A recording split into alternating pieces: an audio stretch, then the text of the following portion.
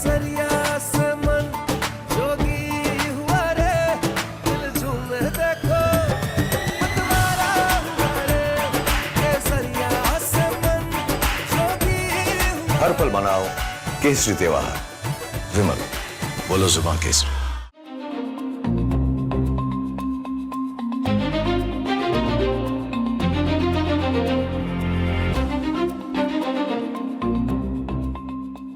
नमस्कार, आप सभी का बहुत बहुत स्वागत है। मेरा नाम रूबिका लियाकत है और इस वक्त आप देख रहे हैं टाइम्स नाउ नव भारत। 8:50 हो चुके हैं और न्यूज की पाठशाला में आपका दाखिला हो चुका है। मैडम आ चुकी हैं। क्लास आपसे जुड़े हर उस विषय की है जिसे पढ़कर आप देश के सजग नागरिक बनते हैं। न केवल अपने अधिकारों के लिए आवाज उठाते हैं बल्कि कर्तव्यों को भी याद रखते हैं। तो शुरू करते हैं आज की क्लास इस वादे के साथ, पढ़ाऊंगी ऐसा कि कभी किसी ने पढ़ाया नहीं होगा। सबसे पहले आपको यह बता दें कि पाठशाला में कौन कौन से सब्जेक्ट्स पर क्लास लगेगी। बरसाती सनातनी अपना ही इतिहास क्यों भूल गए, 27 के चुनाव के लिए मंदिर मार्ग पर चलने की जो होड़ मची है, आज वो चैप्टर। मोरक्को खेल में हारा तो लंदन पेरिस में बवाल क्यों, एक फुटबॉल मैच के रिजल्ट से भारत के लिए क्या सबक छिपा है, यह होगा पाठ नंबर 2 और यह तगड़ा पाठ है। चैप्टर नंबर 3, काश। काश के उस दिन अमायरा की क्लास में मैं होती। खबर नहीं, देश के हर टीचर के लिए एक संदेश है इसमें। और फिर पार्ट नंबर 4, दोबारा हमलावर हुए ट्रंप के मन में चल क्या रहा है। मोसाद ने बचा लिया डोनाल्ड ट्रंप को या बचा ली डोनाल्ड ट्रंप की जान। फिर सोचा है कभी, हमारा स्पेशल सेगमेंट जिसमें आपको बताएंगे कि रोज ये 10K सुना है ना, 10,000 कदम, कैसे आपका जीवन बदल देंगे ये 10K, सोचा है कभी। आज राजनीति शास्त्र की क्लास। सबसे पहले बरसाती सनातनी, अपने ही इतिहास को भूल गए ये लोग।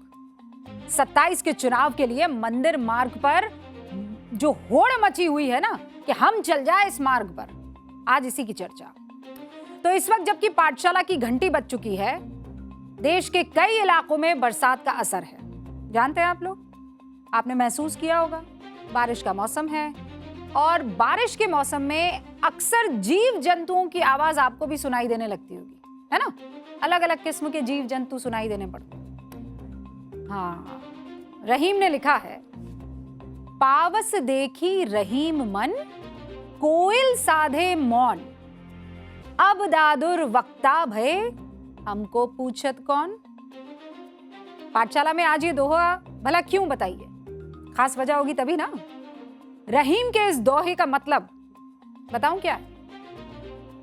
इसका मतलब यह हुआ कि बरसात होते देख कोयल हो गई चुप, क्योंकि ढेर सारे मेंढक करने लगे शोर। दरअसल बरसात के ये हालात जो है वो केवल मौसमी नहीं है, सियासी भी हो गए। आपने महसूस किया होगा कि किसी खास वक्त में किसी खास मुद्दे पर अचानक बहुत सारे नेता अचानक बोलने लगते हैं। आज की क्लास में हम उन नेताओं के बारे में बताने वाले हैं जो मौसम बदलता देख सनातनी बन रहे हैं, माथे पर चंदन लगाकर सुंदर कांड की बातें कर रहे हैं, हाथों में हनुमान चालीसा लेकर मंदिर मार्ग पर चलने लगे हैं। आप कहेंगे मौका देखकर चौका मारना तो मैडम सियासी तरीका है, इसमें दिक्कत क्या है। हमें कोई दिक्कत नहीं, लेकिन राम मंदिर के चंदे और चढ़ावे को लेकर बाहें चढ़ा रहे विपक्ष पर बीजेपी को आपत्ति है। बीजेपी पूछ रही है कि राम मंदिर आंदोलन का विरोध करने वाले दल अब किस मुंह से राम और हनुमान का नाम ले रहे हैं। योगी आदित्यनाथ कह रहे हैं कि श्री राम के नाम पर चढ़ावा में छलावा करने वालों का हिसाब तो पूरा होगा, पूरा का पूरा हिसाब होगा, लेकिन राम भक्तों पर गोलियां चलवाने वाले अगर समाजवाद को सनातन से जोड़ने लगे तो उन पर कैसे यकीन किया जाए। राजनीति शास्त्र के इस चैप्टर में हम आपके सामने आज एक एक करके सारे फैक्ट्स रखेंगे। क्या रखेंगे? फैक्ट्स रखेंगे, यानी तथ्य रखेंगे। और एक अच्छे छात्र की तरह आप खुद इन तथ्यों, बयानों और घटनाक्रम को नोट कीजिएगा, दिमाग में बिठा लीजिएगा, सामने सारे के सारे तथ्यों को रख दीजिएगा इस मुद्दे पर। उसके बाद आप अपनी दलील तैयार कर लीजिएगा। तो शुरू करें? Yes ma'am. राम मंदिर में चढ़ावा चोरी कांड पर विपक्ष की जो 4 पार्टियां सबसे ज्यादा अटैकिंग मोड में हैं, उनमें से पहली है आम आदमी पार्टी। जाहिर है अरविंद केजरीवाल को लग रहा है कि यही वो समय है जब बीजेपी के हार्डकोर सनातनी वोट बैंक में सेंध लगाई जा सकती है। इसीलिए अरविंद केजरीवाल ने आज प्रेस कॉन्फ्रेंस करके अपना इरादा जता दिया। इरादा क्या? कि चढ़ावा चोरी कांड पर बीजेपी को वो घेरने वाले हैं। कैसे? केजरीवाल ने ऐलान किया है कि आम आदमी पार्टी पूरे देश में एक सिग्नेचर कैंपेन शुरू करेगी। इस इतवार यानी संडे 12 जुलाई को सुबह 11:30 बजे आम आदमी पार्टी के नेता रोहिणी के एक पार्क में सुंदरकांड का पाठ करेंगे। क्या करेंगे? सुंदरकांड का पाठ करेंगे। और इसके फौरन बाद सिग्नेचर कैंप शुरू किया जाएगा। हजारों लाखों राम भक्तों से लेटर पर साइन करवाए जाएंगे और फिर उसे पीएम मोदी को भेजा जाएगा। ये वही केजरीवाल है जो कभी अयोध्या में राम मंदिर के निर्माण का विरोध करते थे। और ये तथ्य है, 2014 के लोकसभा चुनाव में केजरीवाल घूम घूम कर कहते थे कि उन्होंने भगवान राम के उस मंदिर में वो कभी सोच भी नहीं सकते कि राम रहेंगे। भगवान राम उस मंदिर में कभी नहीं रह सकते जो किसी मस्जिद को तोड़कर बनाया गया। नानी भी कहा करती। अब पिछले 12 साल में केजरीवाल जी का ऐसा हृदय परिवर्तन हुआ कि अब तक 3 बार अयोध्या जाकर रामलला के दर्शन कर चुके हैं। मुख्यमंत्री बनने से पहले भी केजरीवाल हनुमान मंदिर जाया करते थे। लेकिन राम को लेकर केजरीवाल का राजनीतिक हृदय परिवर्तन हुआ 2020 में, जब बीजेपी ने उन पर हिंदू विरोधी होने का आरोप लगाया। तब केजरीवाल ने खुद को कट्टर हनुमान भक्त घोषित कर दिया। तारीख थी 3 फरवरी, साल था 2020। ये अरविंद केजरीवाल जी आपको दिखाई दे रहे हैं, बगल में आपको हनुमान जी दिख रहे हैं। 3 फरवरी 2020 को केजरीवाल ने एक निजी टीवी चैनल पर हनुमान चालीसा का पूरा पाठ किया। इसके बाद 7 फरवरी 2020 को केजरीवाल ने दिल्ली के कनॉट प्लेस में जो प्राचीन हनुमान मंदिर है ना, वहां जाकर पूजा पाठ किया। फिर 11 फरवरी 2020 को जब दिल्ली चुनाव के नतीजे आए, आम आदमी पार्टी को प्रचंड बहुमत मिला, तब केजरीवाल जी ने कहा कि बजरंग बली की कृपा से उन्हें ये जीत मिली थी। तब से केजरीवाल कई मौकों पर हनुमान मंदिर नजर आते हैं जाते हुए। कभी अपने जन्मदिन के मौके पर जाते हैं, कभी जेल से रिहा होने पर जाते हैं। अब केजरीवाल जी को लगता है कि बीजेपी का मुकाबला करना है तो जय श्री राम भी बोलना पड़ेगा और सनातन के प्रति अपनी संवेदना और तगड़ी दिखानी पड़ेगी। तो क्या चढ़ावा चोरी कांड पर केजरीवाल जो सिग्नेचर कैंपेन चलाने जा रहे हैं वो इस रणनीति का हिस्सा है? सुनिए जरा। 8 छोटे छोटे लोगों को बस पकड़ के जेल में डाल दिया और उस बाकी सब बड़े बड़े लोगों को बचाने की कोशिश की जा रही है। ऐसे में अब जनता को आवाज उठानी पड़ेगी, प्रभु की शरण में जाना होगा। तो इस इतवार को 11:30 बजे रोहिणी में हम लोग सुंदरकांड का पाठ करेंगे और वहां से भगवान का आशीर्वाद लेके, हनुमान जी का आशीर्वाद लेके एक सिग्नेचर कैंपेन शुरू किया जाएगा। ये सब लेटर लिख के उसके बाद प्रधानमंत्री जी को भेजे जाएंगे। तो आपने सुना अरविंद केजरीवाल क्या कह रहे थे। अरविंद केजरीवाल ये कह रहे थे कि वो बकायदा रविवार को सबसे सिग्नेचर करवाएंगे और अब राम के दर पर उनको जाना ही पड़ेगा। यहां अरविंद केजरीवाल ये कह रहे हैं और दूसरी तरफ मुंबई में भी उद्धव ठाकरे चढ़ावा चोरी कांड पर पॉलिटिकल माइलेज लेने की पूरी प्लानिंग कर चुके हैं। उद्धव ठाकरे को भी लग रहा है कि महाराष्ट्र में सत्ता का वनवास खत्म करने का यह सबसे बेहतरीन और अचूक मौका है और पुरानी शिवसेना की कट्टर हिंदुत्व वाली छवि को फिर से चमकाने का यही समय है। इसीलिए उद्धव ठाकरे ने चढ़ावा चोरी मुद्दे पर आज से 5 दिन पहले यानी 5 जुलाई को मुंबई में एक रैली आयोजित की। इस रैली में उद्धव ठाकरे ने राम रक्षा आंदोलन की शुरू करने का ऐलान कर दिया। इस रैली में उद्धव ठाकरे ने बीजेपी मुक्त राम का नारा दिया। कौन से वाली राम को उन्होंने आगे रखा है? बीजेपी मुक्त राम, उसका नारा दे दिया। उद्धव ठाकरे ने कहा कि हिंदुत्व का गलत इस्तेमाल करके मंदिर को लूटा जा रहा है। हिंदू समाज बीजेपी को कभी माफ नहीं करेगा। भगवान राम किसी एक दल के हो ही नहीं सकते, बल्कि वो तो सभी के हैं। मतलब बीजेपी और शिवसेना, उद्धव बाला साहब ठाकरे वाली शिवसेना, उसके बीच अब इस बात को लेकर जबरदस्त पॉलिटिकल फाइट है कि राम पर किसका कॉपीराइट है। बाला साहब ठाकरे की कट्टर हिंदुत्व वाली शिवसेना की छवि को नुकसान आप याद कीजिए कब पहुंचना शुरू किया? तब जब महाराष्ट्र में उद्धव ठाकरे की सरकार बनी थी। कांग्रेस और एनसीपी के साथ मिलकर सरकार बनाने वाले उद्धव ठाकरे पर बीजेपी ने एक के बाद एक कई मामलों में हिंदू विरोधी होने के आरोप लगाए। और मैं याद दिला देती हूं वो कौन से मामले। उद्धव ठाकरे ने, आपको पालघर साधु मॉब लिंचिंग केस याद है? उसकी सीबीआई जांच कराने से उद्धव ठाकरे ने इनकार कर दिया था और बाद में कोर्ट में हलफनामा देकर सीबीआई जांच का विरोध किया था। तब बीजेपी ने पहली बार उद्धव ठाकरे पर हिंदू विरोधी होने का आरोप लगाया। फिर कोविड, उसके दौरान बीजेपी ने आरोप लगाया कि उद्धव सरकार सख्ती के नाम पर गणपति उत्सव, दही हांडी, नवरात्रि पर कड़ी पाबंदियां लगा रही है। फिर आया अप्रैल 2022, राज ठाकरे ने मस्जिदों से अवैध लाउडस्पीकर ना हटाने का विरोध किया था। याद है आपको? याद है वो मस्जिदों के सामने जाकर हनुमान चालीसा बजाने का आंदोलन शुरू कर रहे थे। तब पूरे महाराष्ट्र में हनुमान चालीसा सुनाई पड़ता था। उद्धव ठाकरे की उस वक्त सरकार थी, उन्होंने क्या किया? हनुमान चालीसा सुनाने, पढ़ने, बजाने वालों के खिलाफ कड़ा एक्शन लिया। तब भी उद्धव ठाकरे पर हिंदू विरोधी होने का टैग बीजेपी ने लगाया। इसी के विरोध में याद कीजिए, निर्दलीय सांसद नवनीत राणा को जानते हैं ना? वो मातोश्री के बाहर बैठ गई थी कि मैं हनुमान चालीसा का पाठ करूंगी। तब क्या हुआ? उद्धव सरकार की पुलिस ने उन्हें हनुमान चालीसा पाठ करने से पहले ही अरेस्ट कर दिया। और पता है कौन सी धाराओं में उन्हें जेल भेजा गया? कोई गैस कर सकता है?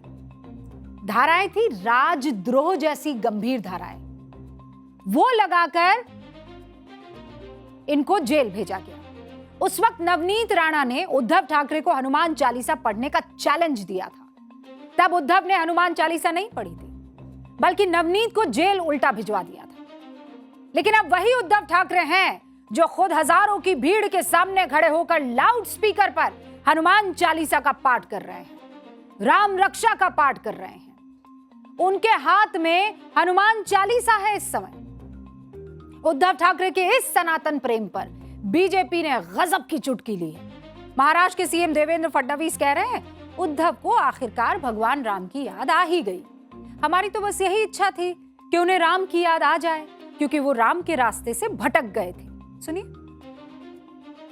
जय श्री राम, जय शिवराय, जय श्री राम, जय शिवराय, जय श्री राम, जय शिवराय, जय श्री राम। रामलला के चढ़ावा चोरी मामले में दो पार्टियों को तो आपने देख लिया कितनी एक्टिव है।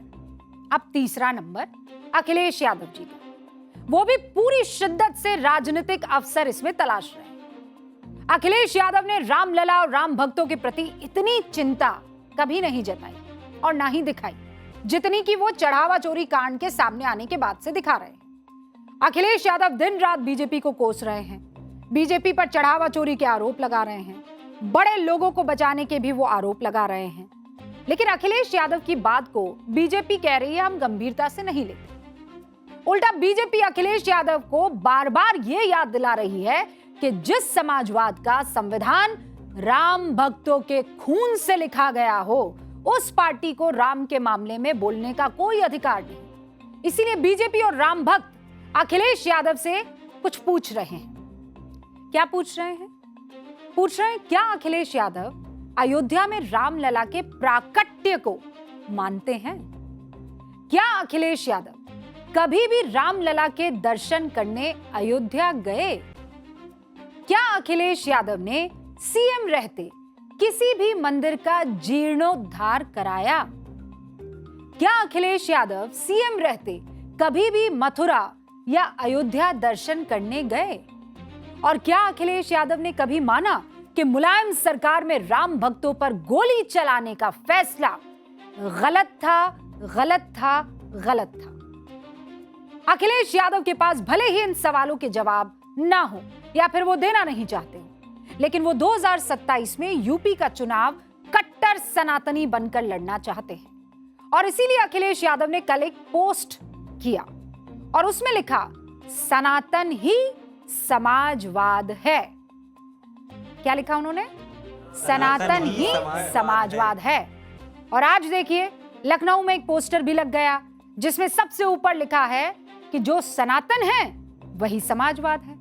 इस बात को योगी आदित्यनाथ भी समझ चुके हैं कि 2027 में अखिलेश यादव कौन सी चुनावी स्ट्रैटेजी बना रहे हैं। इसीलिए सुनिए, वो भी एक्टिवली इस पर बयान दे रहे हैं। सुनिए। आप जब अयोध्या धाम में दर्शन करने के लिए जाते हैं, आपकी कावड़ यात्रा निकलती है, तो मुझे लगता है कि अब आने वाले समय में समाजवादी पार्टी के अध्यक्ष भी भगवा बाना पहन करके आपके साथ कावड़ यात्रा में शामिल होने की प्रतीक्षा कर रहे हैं। उनको लगता है कोई उनको बुलावा दे दे तो वो भी जाएं, पुष्प वर्षा करें। अब भाई, आप लोगों के भी मन में यह विचार आया होगा कि क्या अखिलेश यादव सनातनी पिच पर शिफ्ट हो गए हैं 2027 के चुनाव को देखते हुए? आंकड़ों को देखिए, जवाब आपको खुद मिल जाएगा। दरअसल यूपी में 17 से 19% सवर्ण वोटर हैं। बहुत ध्यान से और गौर से देखिएगा इस आंकड़े को। यूपी में 17 से 19% सवर्ण वोटर है। राजपूत लगभग 5% है, वैश्य लगभग 2% है, भूमियार लगभग 2% है, 42 से 43% पिछड़ी जातियां हैं। यादवों के बारे में यह दावा किया जाता है कि उनका बड़ा हिस्सा समाजवादी पार्टी के साथ है। आंकड़ों पर गौर कीजिए। यूपी में 10% यादव है, कुर्मी 5%, मौर्य 5%, जाट 4%, राजभर 4%, लोधी 3%, गुर्जर 2% और निषाद, जिन्हें केवट कहते हैं, मल्लाह भी कहते हैं, 4% है। अगर दलित वोट का आंकड़ा समझिए, जो कि 21% है, इनमें आप जाटव 11%, पासी 3.5%, कोरी 1%, धोबी 1%, यूपी में मुस्लिम मतदाता उसकी भी बड़ी संख्या को जोड़ दीजिए क्योंकि कई सीटों पर अहम भूमिका निभाते हैं। आंकड़े कहते हैं यह आंकड़ा 19% तक का फिट बैठता है। तो अखिलेश जी के लिए क्यों जरूरी है सनातनी पिच? ऐसा माना जाता है कि अगर अखिलेश केवल MY वाला यानी मुस्लिम और यादव वाला समीकरण साथ में ले ले या सिर्फ PDA की बात करें, तो जो नैरेटिव बनेगा उसमें उनके खिलाफ वोटों का ध्रुवीकरण करना आसान हो जाएगा। यही वजह है कि अखिलेश खुद को सनातनी और राम भक्त दिखाकर इस ध्रुवीकरण के हथियार को कमजोर करना चाहते हैं। आंकड़े कहते भी हैं यूपी में गैर यादव OBC 32 से 33% है, दलित 21% है। दोनों को मिला दे तो आधी से ज्यादा आबादी बन जाती है। अखिलेश जानते हैं अगर बीजेपी से लड़ना है तो इस आबादी में सेंध लगाना जरूरी है और इसके लिए जरूरी है कि अल्पसंख्यक तुष्टीकरण का दाग थोड़ा हल्का हो जाए। इसके लिए जरूरी है कि सिर्फ एक जाति की पार्टी का ठप्पा हट जाए। तो क्या अखिलेश यादव खुद को हिंदू आस्था से जोड़कर यही काम करने की कोशिश कर रहे हैं? ऐसा माना जा रहा है कि सनातन को राजनीतिक औजार बनाकर सवर्ण नेताओं को अपनी पार्टी से जोड़कर अखिलेश यादव सॉफ्ट हिंदुत्व के रास्ते पर आगे बढ़ रहे हैं, क्योंकि इसी में उनका सियासी नफा छिपा हुआ है। इसीलिए जब अखिलेश यादव मुलायम के तुष्टीकरण वाले समाजवाद को सनातनी समाजवाद में बदलने की कोशिश में जुट गए हैं, तब सीएम योगी भी अखिलेश के भगवाधारी बनने वाली मुराद को समझाने की कोशिश कर रहे हैं। और इसीलिए आज योगी ने अखिलेश को अयोध्या में 33 साल पहले एक ऐसी घटना की 23 साल पहले माफ कीजिएगा एक ऐसी घटना की याद दिला दी जिसके बारे में बहुत कम लोग जानते हैं। योगी ने कहा, जिन लोगों ने कभी हनुमानगढ़ी की सीढ़ियों पर नमाज पढ़वाने का पाप किया था, वो लोग क्या कभी जामा मस्जिद में हनुमान चालीसा का पाठ कर पाएंगे? योगी ने अयोध्या के हनुमानगढ़ी मंदिर की जिस घटना का जिक्र किया वो 2003 में घटी थी। उस वक्त सूबे में मुलायम सिंह यादव की सरकार थी। उस वक्त हनुमानगढ़ी मंदिर की सीढ़ियों पर नमाज पढ़ने का ऐलान भी हुआ था। क्या कहा योगी ने, सुनिए। वे लोग आस्था की बात करते हैं याद करो ना, इन्होंने तो हमारी पवित्र हनुमानगढ़ी में इन्होंने तो वहां नमाज भी पढ़वाने का काम किया था। क्या कोई जामा मस्जिद में कभी हनुमान चालीसा का पाठ कर पाएगा? क्या सरकारें करवा पाएंगी? क्या समाजवादी पार्टी और कांग्रेस करवा पाएगी? अगर नहीं करा पाएगी तो ये पाप क्यों करवाया गया था? अयोध्या में हनुमानगढ़ी की सीढ़ियों पर नमाज पढ़वाने का पाप क्यों करवाया गया था? हमें भी लगा कि योगी किस बारे में बात कर रहे हैं, ये कौन सी बात कह रहे हैं, ये सिर्फ राजनीतिक बयान है कि इसमें कोई तथ्य है? इसकी इनसाइड स्टोरी हमने पता लगाने की कोशिश की। राज्यसभा सांसद हैं बृजलाल, उन्होंने एक स्टोरी बताई। बृजलाल उस वक्त यूपी के आईजी लॉ एंड ऑर्डर थे। वो क्या बता रहे हैं इस वाकये के बारे में, मैं चाहती हूँ आप खुद उनकी जुबानी सुनो। पता चला, हमें भी खबर मिली, चूंकि मैं आईजी लॉ एंड ऑर्डर था, कि वहाँ ये हो रहा है कि हनुमानगढ़ी के ठीक सामने जो सीढ़ियाँ जाती हैं वहाँ से लेकर नीचे तक नमाज पढ़ाई जाएगी और रोज़ा इफ्तार होगा। हमारे बहादुर एसएसपी ने मना कर दिया। मना करने के बाद फिर ये हुआ कि ज्ञानदास जी अपने घर में नमाज पढ़ाएंगे। महंत जी के घर के अंदर नमाज हुआ, रोज़ा इफ्तार हुआ। महंत हैं तो बड़ी बड़ी मूर्तियाँ होंगी, वहाँ मूर्तियों के नीचे जो है जूते चप्पल रखे गए। अब इसमें कोई दो राय नहीं कि उस वक्त मुलायम सरकार राम मंदिर आंदोलन के खिलाफ थी और मुलायम सिंह यादव ने खुद संसद में सीना ठोककर यह कहा था कि उन्हें इस बात का फख्र है कि उन्होंने राम भक्तों पर गोली चलवाई। ये हम नहीं कह रहे, उन्होंने संसद में कही। सोचिए, 23 साल पहले हनुमानगढ़ी में जो किया गया उस पर किसी को आपत्ति नहीं हुई, किसी के संविधान को खतरा नहीं हुआ, किसी के धर्म निरपेक्षता पर आंच नहीं आई। यही तो सुविधा की सियासत है। आप करे तो जादू और हम करें तो फालतू। अब पाठशाला में अगली खबर का रुख। फुटबॉल मैच देख रहे हैं आजकल आप? नजर तो रख ही रहे होंगे। लंदन की सड़कों पर कल बड़ा उत्पात मचा और वो भी एक फुटबॉल मैच में मिली हार की वजह से। देखते ही देखते पूरा शहर दंगों की चपेट में आ गया। आपने अक्सर ये सुना होगा कि खेल में हार जीत लगी रहती है, सच्ची खेल भावना वही है जो दोनों नतीजों का सम्मान करे, स्पोर्ट्समैनशिप यही होती है। आपने वही कई बार सुना होगा ना। आज जो ब्रिटेन की राजधानी लंदन में हुआ, जो तस्वीरें सामने आई, उसने खेल भावना वाली सोच की धज्जियां उड़ा दी। फुटबॉल वर्ल्ड कप 2026 में फ्रांस ने मोरक्को को 2-0 से हरा दिया, सेमीफाइनल में एंट्री ले ली। बधाई फ्रांस को। लेकिन दूसरी तरफ मोरक्को हारा और इस हार के साथ फीफा वर्ल्ड कप से वो बाहर हो गया। भैया, इसके बाद फ्रांस में जश्न तो था, लेकिन ब्रिटेन में दंगे ही दंगे भड़के। अब सवाल यह है, मैच कहां हुआ? अमेरिका में। दो टीमें कौन सी थी? फ्रांस और मोरक्को। लेकिन दंगे कहां भड़के भैया? ब्रिटेन की राजधानी लंदन में। काहे? क्यों?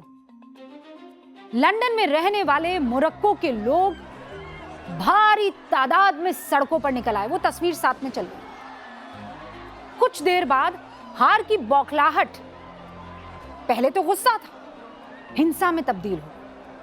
मोरक्को के फुटबॉल फैंस ने सड़क पर उतरकर बवाल शुरू कर दिया। ये देखिए आप कैसे पुलिस दौड़ा रही है और वो पुलिस पर वापस अटैक कर रही है। पुलिस पर हमला कर दिया, कांच की बोतलें फेंकी, कैन्स फेंके, पत्थर फेंके, जो हाथ में आया उठाकर फेंक दिया। कई पुलिस वाले घायल हुए। घायल पुलिस वालों को बचाने के लिए एम्बुलेंस जब बुलाई गई तो उस एम्बुलेंस को भी निशाना बना दिया। मोरक्को के ये लोग इस कदर गुस्से में थे, ऐसे बौखलाए हुए थे कि लंदन में रहने वाले आम लोगों पर भी अपना गुस्सा निकाला। जो सामने आया उसे पकड़ा, उस पर हमला बोला। 2 महिलाएं गाड़ी में बैठी हुई थी, उस गाड़ी को भी नहीं बख्शा। उपद्रवियों की भीड़ ने उनको भी नहीं छोड़ा। बड़ी मुश्किल से वो महिलाएं जो है जान बचाकर निकल गई। यहां सिर्फ फुटबॉल की दीवानगी का मामला नहीं है। बहुत गौर से सुनिएगा, मोरक्को की हार से यूरोप में ये लोग हिंसा पर क्यों उतर आए? आपके मन में सवाल नहीं आया? अब इसका जवाब अगर आप चाहते हैं तो बहुत तफसील से मेरी बात को सुनिएगा हाथ में फोन है तो साइड में रख दीजिए, किसी से बात कर रहे हैं तो अभी कुछ देर के लिए चुप हो जाइए। जगह जगह अशांति फैलाने वाले ये सारे लोग कोई और नहीं थे, यूरोप में पैदा हुए थे। ये युवा वहां पर पले हैं, वहां बड़े हुए हैं। अब सवाल यह है कि अपने ही देश को कोई क्यों नुकसान पहुंचाएगा, वो भी किसी और देश की हार पर? इसका जवाब जानना चाहते हैं तो फिर इतिहास के पन्ने पलटने होंगे। शुरू करें? शुरू करें। ओके। ये जो उपद्रवी हैं जितने भी, इनके बारे में थोड़ा सा इतिहास जान लीजिए। ये माना जाता है कि ब्रिटेन में इन्होंने पढ़ाई लिखाई तो की है, पले बड़े भी हैं सोशल मीडिया पर, लेकिन जिस तरीके के दंगों के इस वक्त चीजों को बताया जा रहा है, अलग अलग टाइटल के नीचे समझाया जा रहा है। एक टाइटल है Moroccan fans riots in London, यानी मोरक्कन के जितने भी फैन थे, उस टीम के जितने भी फैन थे, उन्होंने लंदन में दंगे कर दिए। कोई हेडलाइन कह रही है North African Muslims riot in London, यानी नॉर्थ अफ्रीका के मुसलमानों का दंगा हुआ लंदन में। इस उपद्रव में ज्यादातर लोगों को मूल रूप से मोरक्को का बताया जा रहा है, मोरक्को का मूल रूप से। कल लंदन के जिस इलाके एजवेयर रोड पर यह उपद्रव हुआ ना, उसके आसपास का इलाका समझिए आप, वहां मिडिल ईस्टर्न कम्युनिटी और मोरक्कन फैंस का हॉटस्पॉट है वो इलाका। ब्रिटेन में मोरक्को मूल के करीब 50 से 70 हजार लोग रहते हैं। कितने? 50 से 70 हजार लोग। इनमें मोरक्को में जन्मे लोग और उनकी अगली पीढ़ी जो कि ब्रिटेन में जन्मी है वो रहती है, दोनों शामिल हैं। मतलब एक जो मोरक्को से आए और वहीं बस गए, फिर उनके बच्चे हुए, नाते नातिन, वो सब वहीं रहते, पोते पोती। इन्हें ब्रिटिश मोरक्कन्स कहा जाता है। इनमें सबसे ज्यादा लोग लंदन में ही रहते हैं और मोरक्को मूल के ज्यादातर लोग सुन्नी मुसलमान बताए जाते हैं जो इस्लाम को फॉलो करते हैं। कल जब ये लोग फुटबॉल मैच के बाद लंदन की सड़कों पर इकट्ठा होने लगे तो पुलिस को इस बात की भनक भी नहीं थी कि ये लोग इतना भड़क जाएंगे कि अपने ही शहर की कानून व्यवस्था को तहस नहस कर देंगे। इन तस्वीरों को देखकर सबसे बड़ी हैरानी इस बात की हो रही है कि ऐसा कोई क्यों करेगा। साल था 1960, ये 1960 के दशक की बात है। मोरक्को की ये जो आबादी है, बड़ी संख्या में, चूंकि वहां बड़ी मुफलिसी थी, तंगहाली थी मोरक्को में, तो वो तंगहाली से बाहर निकलने के लिए, मजदूरी करने के लिए ब्रिटेन और यूरोप के अलग अलग इलाकों में आए। धीरे धीरे यहाँ के वो नागरिक बन गए और वक्त के साथ उन्हें यहाँ की नागरिकता भी मिल गई, अधिकार भी मिल गए। उन देशों के समाज का, ये अलग अलग यूरोप के जो देश हैं, यहाँ के समाज का ये लोग हिस्सा भी बन गए। लेकिन कल लंदन में जिस तरह का इन्होंने तांडव मचाया, उससे लंदन के लोगों को लग रहा है कि कहीं उनके पूर्वजों ने कोई गलती तो नहीं कर दी। पूर्वजों समझ गए ना आप? टाइम था दूसरे विश्व युद्ध का, यूरोप की अर्थव्यवस्था बहुत बुरी तरह से टूट गई थी। मतलब वहां पे सारी फैक्ट्रियां बंद हो गई थी, सब तहस नहस हो गया था। तो वापस रिवैम्प करने के लिए, उद्योगों को वापस खड़ा करने के लिए बड़े पैमानों पर मजदूरों की जरूरत थी। 1950 से 1960 के दशक में फ्रांस, बेल्जियम, नेदरलैंड और जर्मनी, ये यूरोप के सारे मुल्क हैं, इन देशों ने उत्तर अफ्रीका और टर्की से मजदूरों को बुलवाया। यूरोप ने क्या किया? अवसर दिया, काम दिया, रहने के लिए जगह दी और वक्त के साथ फिर ये कहा चलो नागरिकता भी ले लो, है ना। इन लोगों ने खदानों में, कारखानों में, कंस्ट्रक्शन के काम में बड़े पैमाने पर अपना योगदान दिया। मतलब जो आप बना हुआ देख रहे हैं ना यूरोप, उसमें लोग कहते हैं कि मोरक्को के लोगों का बड़ा योगदान है, बड़ी अहम भूमिका निभाई है यूरोप को फिर से खड़ा होने में। तो वो तो थी पहली पीढ़ी जो मोरक्को से आई थी काम करने के लिए। फिर ये लोग यहीं रच बस गए, तो दूसरी पीढ़ी आई, तीसरी पीढ़ी आई, ये सब यूरोप में पैदा हुए हैं। मतलब यूरोप के स्कूलों में पढ़े हैं, यूरोप की भाषा बोलते हैं, यूरोप के नागरिक बने हैं। लेकिन एक मैच में हार के बाद सब भूल गए। हम लोग किराए के मकान में जब रहते हैं तो उसे अपना मकान मानकर रहते हैं ना। शुभ अवसर होता है, त्योहार होती है, ईद दिवाली होती है, तो सजाते धजाते हैं, भले ही किराए का हो। जिस दिन छोड़ कर जाते हैं उस मकान में झाड़ू लगाते हैं, सफाई करते हैं, उस मकान की यादें अपने साथ लेकर जाते हैं, है कि नहीं? लेकिन मोरक्को के लोगों ने तो अपने ही घर में दंगे कर डाले। इसका एक ही मतलब है कि मोरक्को के ये लोग आज भी ब्रिटेन को अपना घर नहीं मानते। अलीजियंस इनकी कहीं और है। आज ब्रिटेन, फ्रांस, बेल्जियम और नेदरलैंड में लाखों लोग ऐसे हैं जिनकी जड़ें तो उत्तर अफ्रीका की हैं, लेकिन इनकी जिंदगी, इनका भविष्य, इनका अधिकार कहां से मिलता है? यूरोप से। मगर अपनी एंसेस्ट्रल आइडेंटिटी यानी पैतृक पहचान कहां से जोड़कर देखते हैं? मोरक्को से। जबकि यूरोप के लोग इन्हें मोरक्को का नहीं मानते, इन्हें अपना नागरिक मानते। आप देखिए, एक उदाहरण आपको देती हूं, आपको समझ में आ जाएगा। साल था 2022, फीफा वर्ल्ड कप का आयोजन होना था। मोरक्को की टीम का ऐलान हुआ। आपको पता है 26 में से 14 खिलाड़ी ऐसे थे जो यूरोप में पैदा हुए थे। स्पेन, फ्रांस, बेल्जियम, नेदरलैंड जैसे देशों में ये लोग पैदा हुए थे। और ये 14 खिलाड़ी, इनको ट्रेनिंग पता है कहां मिली थी? यूरोप में। यूरोप के सिस्टम ने इन खिलाड़ियों को तैयार किया। लेकिन जब इंटरनेशनल लेवल पर चुनने की बारी आई कि यूरोप को चुनेंगे कि मोरक्को को चुनेंगे, तो इन्होंने किसे चुना? मोरक्को को। फीफा में रिप्रेजेंट किया मोरक्को को। ये इनका अधिकार है, मतलब हम ऐसा नहीं कह रहे हैं कि नहीं करना चाहिए था, ये आपका अधिकार है, आप कर सकते हैं। किसी भी टीम को आप चुन सकते हैं। आप ये कह सकते हैं कि यूरोप में रहने वाले मोरक्कन ओरिजिन के जो युवा हैं, मोरक्कन टीम को चुनना उनके लिए भावना वाला मसला था। मतलब सोचिए, हिंदुस्तान छोड़कर कोई अगर मान लीजिए अमेरिका जाता है या फिर यूके जाता है या यूरोप में ही जाता है किसी मुल्क में, तो उसे अपनी भारत माता से तो प्यार रहेगा। ये तो किसी ने नहीं कहा कि नहीं होना चाहिए प्यार, पूर्वजों की जमीन रही है। लेकिन अगर मान लीजिए इंग्लैंड और इंडिया में मैच होता है और भारत, जैसे कल के मैच को देख लीजिए, हार जाता है, तो क्या वहां गया भारतीय दंगे करेगा? इंग्लैंड में रहने वाला भारतीय, चूंकि भारत हारा है, तो अपने ही घर को नुकसान पहुंचाएगा? ये कभी नहीं होगा। ये एक सच्चाई है। और मोरक्को के लोगों ने क्या किया?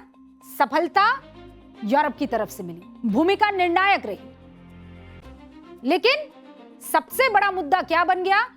हारा मोरक्को, गुस्सा निकला वहां यूके में। आप जिस देश में रहते हैं, जिस देश ने आपको उस मुकाम पर पहुंचाया है, आपने उसे रिप्रेजेंट करने की बजाय मोरक्को को क्यों चुना?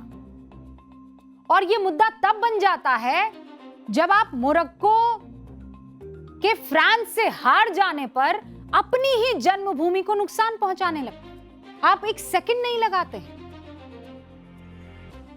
अधिकार आपको यूरोप ने दिया, सुरक्षा आपको यूरोप ने दी, और बदले में उसने मांगा क्या? यूरोप ने क्या मांगा बताइए? वफादारी मांगी, निष्ठा मांगी, कानून का सम्मान मांगा। और इन लोगों ने क्या दिया? दंगे, उपद्रव, हिंसा। क्या ये जायज है? ब्रिटेन में इस समय मोरक्को, पाकिस्तान समेत 19 मुस्लिम देशों के लोग रहते हैं। लेकिन अब ब्रिटेन के लोगों को इन मुस्लिम देशों से आए लोगों से बहुत सारी शिकायतें, ये मैं भावनात्मक रूप पर नहीं कह रही हूं, एक रिसर्च के आधार पर आपको कह रही हूं। और फिर कह रही हूं, ध्यान से सुनिएगा। इसी साल मार्च से मई के दौरान ब्रिटेन के 4000 से ज्यादा युवाओं पर एक सर्वे हुआ। ठीक है, 4000 से ज्यादा युवाओं। इस सर्वे का नाम भी पूरा पढ़ के बताती हूं आपको। Report Britain under strain, the broken social contract, democratic distrust and the main streaming of extremism. इसमें 42% ब्रिटिश लोगों को लगता है कि मुस्लिम प्रवासी ब्रिटेन से जुड़ाव महसूस नहीं करते, कनेक्ट नहीं करते। 55% मानते हैं कि डाइवर्सिटी यानी विविधता की वजह से ब्रिटेन की राष्ट्रीय पहचान मिट रही है। 33% लोग मानते हैं कि इन मुस्लिम प्रवासियों को वापस उनके देश भेज दिया जाए। और सबसे बड़ी हैरानी की बात जानते हैं क्या है? इस रिपोर्ट को पाकिस्तान मूल की एक मुस्लिम महिला, दोबारा वो दिखाइए जरा तस्वीर, ये महिला आपको दिखाई दे रही है? ये मुस्लिम महिला सारा खान है। मैं नहीं, हाँ, मैं मुस्लिम महिला रूबिका लियाकत हूं। ये मुस्लिम महिला सारा खान है। इन्होंने ये रिसर्च की है, जो यूके की पहली काउंटर एक्सट्रीमिज्म कमिश्नर के पद पर रह चुकी हैं। मोरक्को की हार के बाद लंदन में जो कुछ हुआ उसे लेकर ब्रिटेन में लोग बहुत आहत हैं और इसीलिए कहा जा रहा है कि अगर आपका दिल किसी और मुल्क के साथ है तो सामान उठाइए और उसी देश में जाकर उसे महान बनाइए। कोई नहीं रोक रहा है आपको, कोई नहीं रोक रहा है। जाइए, मोरक्को को महान बनाइए, वहीं रहिए, मेहनत कीजिए, उस देश को महान बनाइए। लेकिन जो आपको महान बना रहा है, अगर उस देश को आप चोटिल कर रहे हैं तो फिर कोई पसंद नहीं करेगा। यही बात जब कुछ समय पहले मशहूर एक्ट्रेस प्रीति जिंटा ने कही थी तो बहुत लोगों को गुस्सा आया था, याद है ना? उन्होंने क्या कहा था, मैं पढ़ के बताती हूँ आपको। ये देखिए, दिसंबर 17 का 2024 का उनका ये पोस्ट।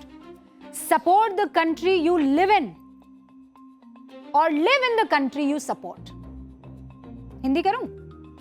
जिस देश में आप रहते हैं उसका समर्थन कीजिए, या फिर जिस देश का आप समर्थन करते हैं उस देश में जाकर रहिए। ब्रिटेन की घटना को सिर्फ फुटबॉल की हार के नजरिए से नहीं देखा जा सकता। यह घटना एक प्रतिक्रिया कम और संकेत ज्यादा है। अब आप कहेंगे लंदन में हिंसा हो रही है, पाठशाला में उसकी बात क्यों? इस बात को बहुत अच्छे से समझिए। किसी देश की संप्रभुता, कानून व्यवस्था को जब चुनौती मिलती है तो यह खतरनाक होता है। कई बार डेमोग्राफी बदलने से, कई बार घुसपैठ से, कई बार शरणार्थी समस्या से इस व्यवस्था को चुनौती मिलती है। लेकिन इन सभी पर काबू पाने के बावजूद एक रास्ता रह जाता है। उस रास्ते को आप जानते हैं क्या कहते हैं? साइबर घुसपैठ। यह साइबर रेडिकलाइजेशन का रास्ता जो तैयार हो रहा है वो भारत के लिए भी बहुत खतरनाक है। भारत के युवाओं को ऑनलाइन निशाना बनाया जा रहा है। पाकिस्तान की इस साजिश का खुलासा महाराष्ट्र में हुआ है। एटीएस ने 150 जगह पर छापेमारी की है और हमारे सोर्सेज बता रहे हैं कि पाकिस्तान में बैठा गैंगस्टर शहजाद भट्टी, कौन? शहजाद भट्टी, इस पूरी साजिश का वो मास्टरमाइंड है। वो लगातार भारत में युवाओं के संपर्क में है, सोशल मीडिया के जरिए 100 से ज्यादा युवाओं का ब्रेन वॉश कर रहा है। इस जानकारी के बाद महाराष्ट्र एटीएस ने 150 से ज्यादा लोगों को रडार पर लिया है। Mobile phone, social media account, दूसरे इलेक्ट्रॉनिक डिवाइसेस सब कब्जे में ले लिए हैं। और ये सारी टीमें डिजिटल सबूत जुटा रही है। ऑनलाइन बातचीत क्या हुई है, क्या कोड में हुई है, उसे डिकोड किया जा रहा है। यानी आज सुबह महाराष्ट्र में दरवाजे सिर्फ घरों के नहीं खुले, मोबाइल, सोशल मीडिया और डिजिटल दुनिया की परतें भी खुलने लगी। एक साथ 150 से ज्यादा जगहों पर एटीएस ने दस्तक दी। सबूतों से खुलासा हुआ है कि यह नेटवर्क स्टेप बाय स्टेप अपना काम करता है, बहुत चालाकी से। जानना चाहेंगे कैसे काम करता है? पहले ये क्या करता है? युवाओं से दोस्ती करता है, अलग अलग लिंक से उसे फिर जोड़ता है, उसकी सोच, आर्थिक स्थिति, डेली रूटीन को परखता है। सुरक्षा एजेंसियों को शक है कि फ्यूचर में ऐसे युवाओं का इस्तेमाल फिर क्राइम, फंडिंग या देश विरोधी कामों के लिए किया जाता है। तो हमें भी सावधान रहना है, क्योंकि साइबर जब क्राइम आप करते हैं ना, तो उसके लिए आपको सीमाएं नहीं लांघनी होती। उसके लिए कीबोर्ड पर सिर्फ बटन दबाने होते हैं और आप घरों में एंटर कर जाते हैं। ये सबसे बड़ा खतरा है। आपके आसपास ऐसा कुछ होता है तो सावधान रहिए। अब पाठशाला में अगला चैप्टर मॉरल साइंस की क्लास है और मैं भी बच्चों की माँ हूं। ये तस्वीरें जब मैंने देखी तो मुझे समझ में नहीं आया कि क्या किया जाए। जब बार बार इन तस्वीरों को देखा तो मन में एक ही ख्याल आया कि काश मैं वहां होती। हमारी भी तो पाठशाला है ना, ये बच्ची भी पाठशाला में थी। बार बार दिल ये कहता रहा तुम भी एक माँ हो, काश तुम वहां होती। तुम्हें भी मैडम कहते हैं, काश तुम वहां होती। एक बच्चे का जाना कितना पीड़ादायक है, ये कवि जसवीर त्यागी की कविता के जरिए आपको बताती हूं। बच्चे के जाने के बाद अब घर में एक बच्चे का खाना कम बनता है। अलगनी पर एक बच्चे के कपड़े कम सूखते हैं। स्कूल की वैन और क्लास में एक बच्चा कम होता है। बच्चों के खेल में एक खिलाड़ी की जगह खाली रहती है। घर के पालतू जानवर को एक बच्चे का प्यार कम मिलता है। तीज त्योहार पर एक बच्चे की खरीदारी कम होती है।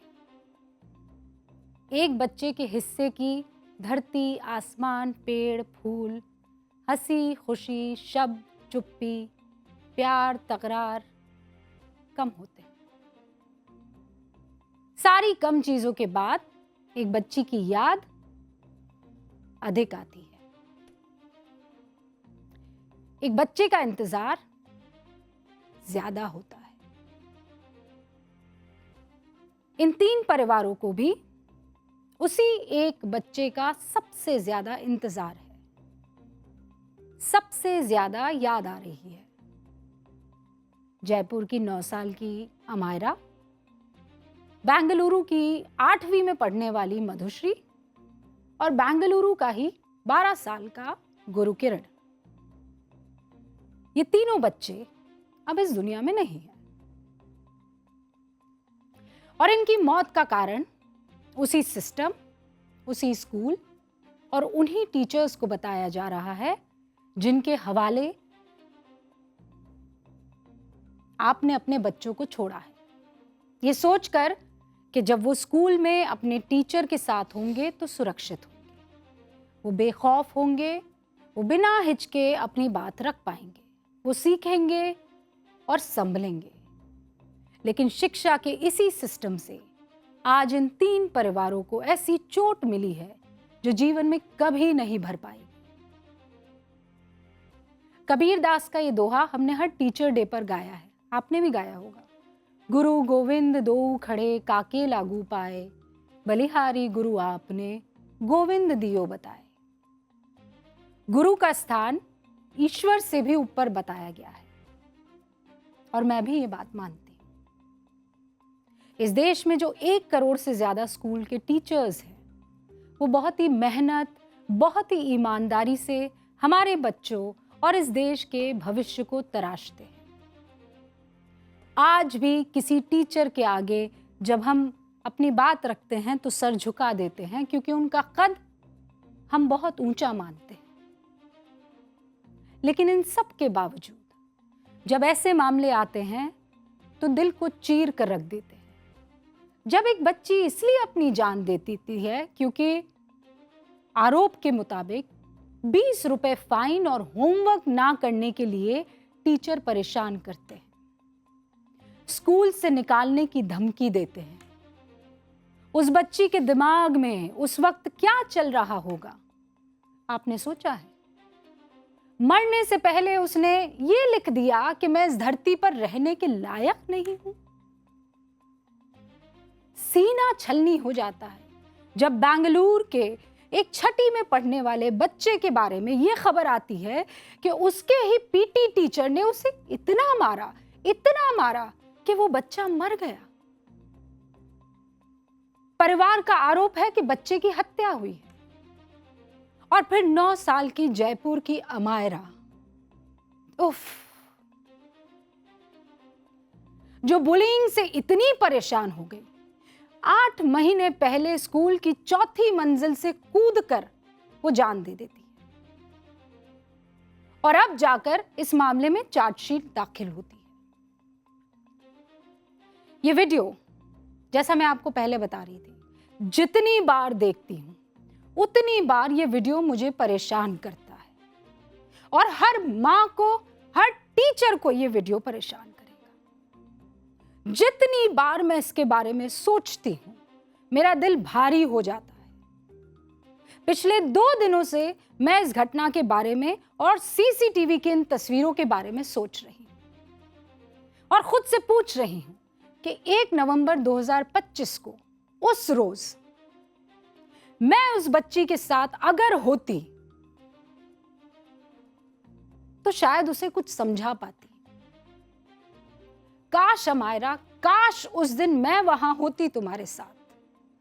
काश उस दिन तुम्हारी उस टीचर की जगह मैं होती। काश जब वो बच्चे तुम्हें डिजिटल स्लेट पर कुछ लिखकर चिढ़ा रहे थे तो एक टीचर होने के नाते मैंने ध्यान दे दिया होता, देखा होता कि क्लास में बच्चे क्या कर रहे हैं। बच्चों के परेशान करने पर जब तुम परेशान हुई, असहज हुई, तो काश मैंने तुम्हारी ओर एक बार देख लिया होता। काश तुम्हारी उस डरी हुई आंख, चिंतित मन, घबराई हुई उस मासूम सी बच्ची को मैंने अपनी आंखों से देख लिया होता कि तुम्हारे मन में क्या चल रहा है। काश उस दिन तुम्हें पढ़ाने की जगह मैंने पढ़ लिया होता। पूरे 1 घंटे तुम इसी तरह परेशान होती रही अमायरा, जूझती रही, चिढ़ती रही, लड़ती रही, लेकिन किसी ने तुम पर ध्यान नहीं दिया। तुम खुद अपनी टीचर के पास गई, पूरी बात बताई, बार बार गई, बार बार बताई, लेकिन टीचर ने कुछ नहीं सुना। हम यही तो चाहते हैं, यही तो चाहते हैं ना कि हमारे बच्चे जब किसी परेशानी में हो तो वो हेल्प मांगे, मदद मांगे। पर सॉरी अमायरा, ऐसा हो नहीं पाया। तुम्हारे साथ उस दिन हम सबको खड़ा होना चाहिए था। एक मां के लिए उसका हर बच्चा बराबर होता, और टीचर तो मां ही होती है ना। क्लास में मां की भूमिका में ही तो थी ना टीचर अमायरा। उसका साथ तुम्हें मिलना चाहिए था। जब तुम क्लास से बाहर निकलने के लिए मुड़ गई, काश उसी वक्त मैं वहां होती और तुम्हें रोक लेती, उस क्लास से एक कदम भी आगे बढ़ने ना दिया होता, तुम्हारा हाथ पकड़ लिया होता, तुम्हें ना जाने दिया होता। काश उस 4थी मंजिल की आखिरी सीढ़ी पर ही मैं दीवार बनकर खड़ी हो जाती। काश जब उस छलांग के लिए तुम कदम बढ़ा रही थी, मैं पीछे से आकर तुम्हारा हाथ थाम लेती।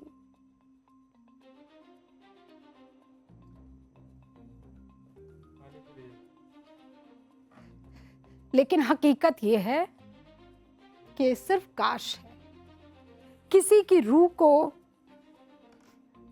ये झकझोर कर रख देने वाली हकीकत है। वो बच्ची 4थी मंजिल से कूद गई। उसके दिमाग में क्या चल रहा होगा ये सिर्फ वो जानती है। और ये सिर्फ एक बच्ची की मौत नहीं है, ये उस भरोसे की हत्या है जो एक बच्चा अपने स्कूल, अपने शिक्षक पर करता है, जो उस बच्ची के माँ बाप एक सिस्टम पर करते हैं, जो उनके बच्चों को सुरक्षा देने का वादा करता है। मैं आपको एक आंकड़ा देती, क्योंकि ये तो दिल की बात थी। अब जरा आंकड़ों की बात हो जाए। 2024 में 18 साल और उससे कम उम्र के सुसाइड केसेस में 1071 बच्चे ऐसे थे जिन्होंने परीक्षा में फेल होने के बाद अपनी जान दे दी। 20 बच्चे ऐसे थे जिन्होंने समाज में इज्जत या मान सम्मान के नाम पर अपनी जान दे दी। कोएलिशन फॉर गुड स्कूल्स की रिपोर्ट के मुताबिक क्लास 6ठी से 12वीं के हर 100 में से लगभग 34 बच्चों ने बताया है कि उन्हें स्कूल में बुली किया जाता है। आंकड़ा रटिए,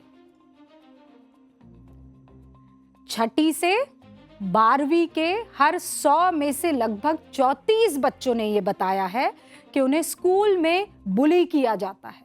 यानी करीब 1/3। हर 100 में से 20 बच्चों ने यह माना है कि स्कूल में उनके साथ मारपीट हुई है। NCPCR की रिसर्च बताती है कि स्कूल जाने वाले हर 100 में से 42 बच्चों को किसी ना किसी तरह से बुली किया गया है। ये आंकड़े डरावने हैं। माँ बाप होने के नाते हमारे ऊपर दो तरफा जिम्मेदारी है। पहला ये कि हम अपने बच्चे को बुलिंग या प्रताड़ना से बचाएं। ध्यान दें उसकी हर छोटी छोटी बात पर। और दूसरा ये कि कहीं हमारा बच्चा तो बुली नहीं कर रहा है, क्योंकि बुली करने वाला भी बच्चा हमारा ही है और बुली होने वाला बच्चा भी उस क्लास में हमारा ही है। तो हमारी जिम्मेदारी दो तरफा है। और यह भी ध्यान रखिए, अगर आपका बच्चा स्कूल से बुलिंग की कंप्लेन लेकर आपके पास आया है तो सिर्फ टीचर से बातचीत करना आपका ऑप्शन नहीं है। अगर आपको लगता है कि कोई एक्शन नहीं हो रहा है तो आपके पास कुछ अधिकार है। मैं अधिकार बताऊं? बताइए। बुलिंग या रैगिंग को लेकर सीबीएसई की गाइडलाइंस है। इसका पालन करना स्कूल के लिए जरूरी है। स्कूल के परिसर के अंदर बुलिंग पर पूरी तरह से रोक है। एंटी बुलिंग को लेकर स्कूल को अपने प्रोस्पेक्टस होता है उसमें जानकारी देनी होती है। एंटी बुलिंग कमेटी बनाना जरूरी होता है। अगर कोई बच्चा शिकायत दर्ज करवाता है तो उसकी प्राइवेसी जरूरी स्कूल में कि उसके नाम का ऐलान ना हो, छुपा कर रखा जाए। स्कूल में शिकायत के लिए सुझाव बॉक्स रखना स्कूल की जिम्मेदारी है। ऐसे मामलों के लिए काउंसलर जरूरी है। अगर स्कूल इन गाइडलाइंस का पालन नहीं करता है तो आप शिक्षा विभाग से शिकायत कर सकते हैं। सीबीएसई के पास शिकायत दर्ज करा सकते हैं और एनसीपीसीआर के पास शिकायत दर्ज करा सकते हैं।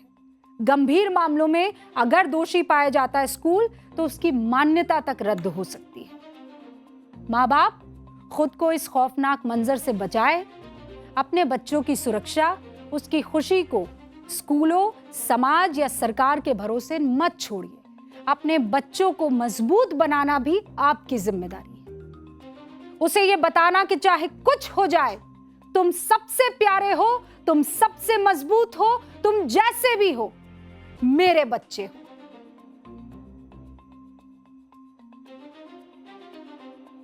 मैं माफी चाहती हूं। हमें यह सिखाया जाता है कि खबर में भावना नहीं होनी चाहिए, लेकिन जब खबर से परे भावना ही सबसे बड़ी खबर होती है तो उस पर काबू नहीं रखा जा सकता है। सोचा आपने कभी एक छोटी सी आदत सिर्फ आपका नहीं पूरे देश का भविष्य बदल सकती है? अगर मैं आपसे कहूं रोज सिर्फ 30 मिनट की वॉक, 30 मिनट सिर्फ चलना है, 30 मिनट, आपके दिल, दिमाग और पूरी सेहत की तकदीर और तस्वीर बदल सकती है। तो आप यकीन करेंगे? सिर्फ 10K अगर आप रोज 10,000 कदम चल लेते हैं तो आपकी दिल की बीमारी का खतरा 50% तक कम हो जाएगा। डिमेंशिया, उसका जोखिम 38% कम हो जाएगा। डिप्रेशन के लक्षणों में 22% की कमी आने की खबरें हैं। टाइप 2 डायबिटीज का खतरा 14% कम। नए हार्ट डिजीज केसेस 25% कम। कैंसर से मौत का खतरा 37% घट सकता है। हर भारतीय के लिए 10,000 स्टेप ये इसलिए भी जरूरी हो जाते हैं क्योंकि 1 लाख की आबादी में 272 लोगों की हार्ट अटैक से मौत हो जाती है।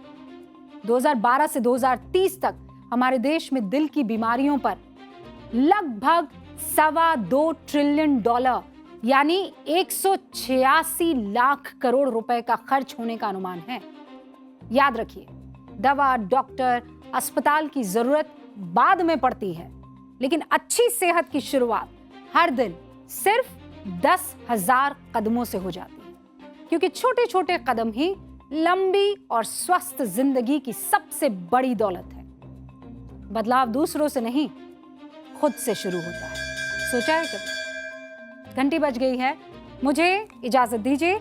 कल फिर आपसे मुलाकात होगी और कल तो एक्स्ट्रा क्लासेस है। हाँ, रुको, न्यूज की पाठशाला में ही मिलेंगे। फिर बताओ कहाँ मिलेंगे? न्यूज की पाठशाला में। नमस्कार।